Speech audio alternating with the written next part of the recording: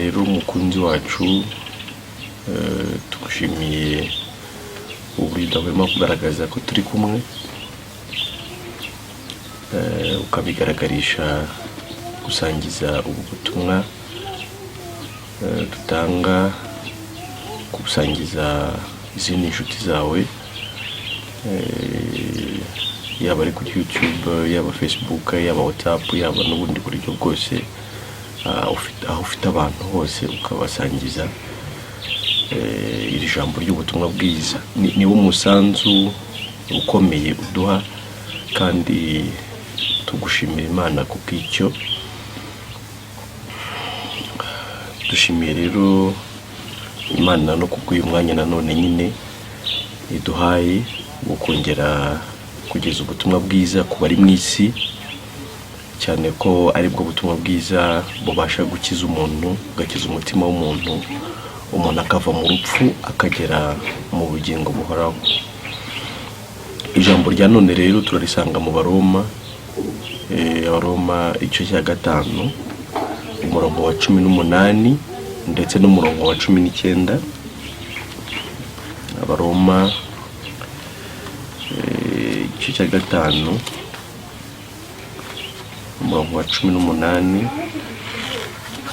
ndetse n'uwa 19. Niho dusoma iyo mirongo ibiri gusa. Umurongo wa 18 n'uwa 19 iyo yonyine haravuga ngo, nuko rero ubwo igicumuro cy'umuntu umwe cyateye ko abantu bose bacirwaho iteka, ni nako icyo gukiranuka cyakozwe n'umuntu umwe cyahesheje abantu bose gutsindishirizwa bagahabwa ubugingo. Kandi nk'uko kutumvira Imana k'umuntu umwe kwateye ko abenshi baba abanyabyaha, niko no kuyumvira kumwe kuzatera ko abenshi baba abakiranutsi. Imana ishimwe cyane.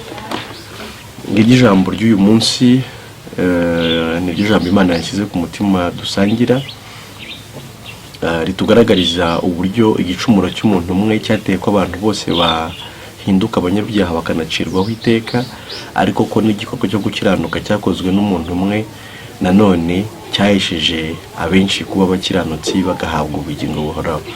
Iri jambo bishimanira rinshyira ku mutima, ariko hashingiye ku kintu abantu bajya bibaza cyo kuvuka ubwa kabiri. Ese kuvuka ubwa kabiri ni iki? Mu by'ukuri ntabwo wamenya nyine kuvuka ubwa kabiri utanamenye no kuvuka ubwa mbere icyo ari cyo. Ivuko rya mbere ni ivuko rikomoka ku muntu umwe nk'uko batubwiye, ari wa Adamu.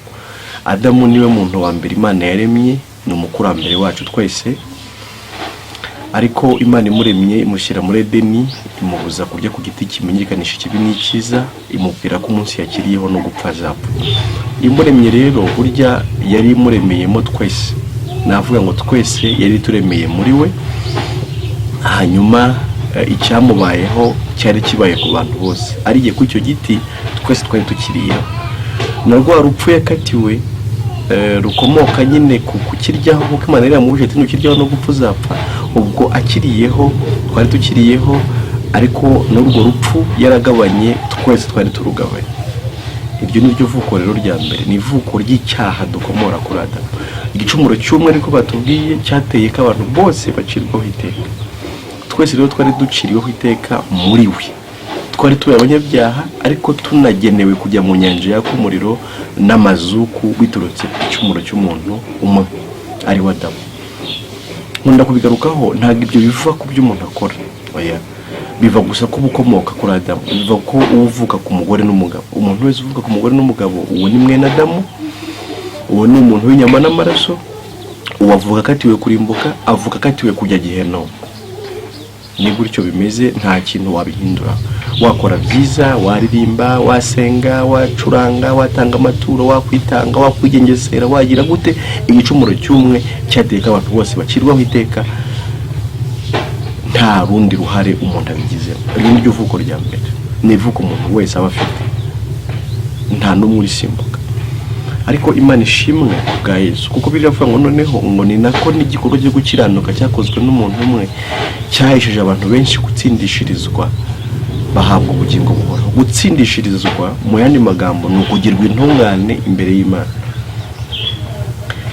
Ivuko rero rya kabiri noneho ni iryo ngiryo ryo kuri Yesu Kristo. Kristo niwe waje aratungana, akora icyo Imana yashakaga, aba mu isi adakora icyaha, yumvira Imana ku gatoya n'akanini, nk'uko ijambo ry'Imana tubwira ngo yageragejwe mu buryo bwose nkatwe, ariko ntigera akora icyaha. Uwo ni wenyine wabashije gukiranuka, uwo ni wenyine wabashije kuba intungane imbere y'Imana. Arangije rero akora igikorwa cyahesheje abantu nanone benshi, kizanakomeza guhesha abantu benshi kuba intungane.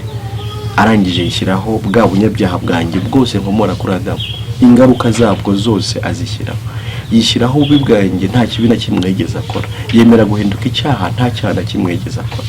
Ariko si guhinduka icyaha gusa, yemera no guhanwa igihano cy'urupfu rw'iteka nyine agomba kuzahanwa. Kimwe nakatiwe muri Adamu, yemera kukishyiraho.